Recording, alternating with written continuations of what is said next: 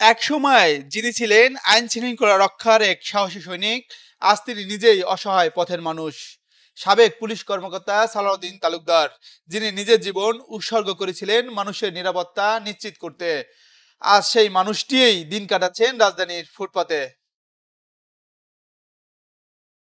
ক্যারিয়ারের শুরুর দিকে তিনি ছিলেন একজন চৌখস কর্মকর্তা, কিন্তু সময়ের ফের, পারিবারিক সমস্যা আর আর্থিক সংকটে সবকিছু হারিয়ে আজ তিনি পথের মানুষ।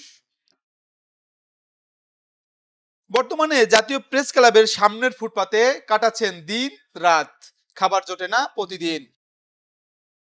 বর্ষা এলে আশ্রয় খুঁজতে হয় কোনো ফুটপাতের ছাউনি, অথচ এক সময় তিনিই দিতেন পাহারা এই শহরের নিরাপত্তা।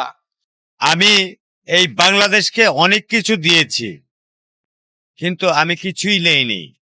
আমি আমার বয়স শেষের পথে, আমি কিছুই চাওয়া পাওয়ার নেই। শুধু একটা জিনিস, আমার এই শেষ বয়সে আমি রাষ্ট্রের কাছে, আমি প্রধানের কাছে একটাই দাবি, যে আমি একটা মাথা গোঁজার ঠাঁই চাই, আমার একটা আহ, বাড়িঘর চাই, বা এইটুকু পেলেই আমি অত্যন্ত খুশি হই।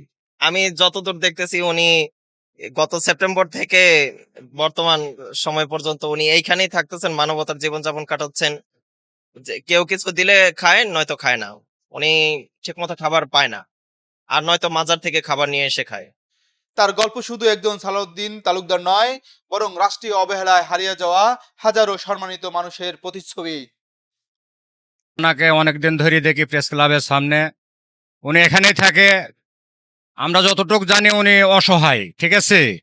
আমরা যদি একটা চা খাই, একটা রুটি খাই, ওনাকেও আমরা একটা খাওয়াই।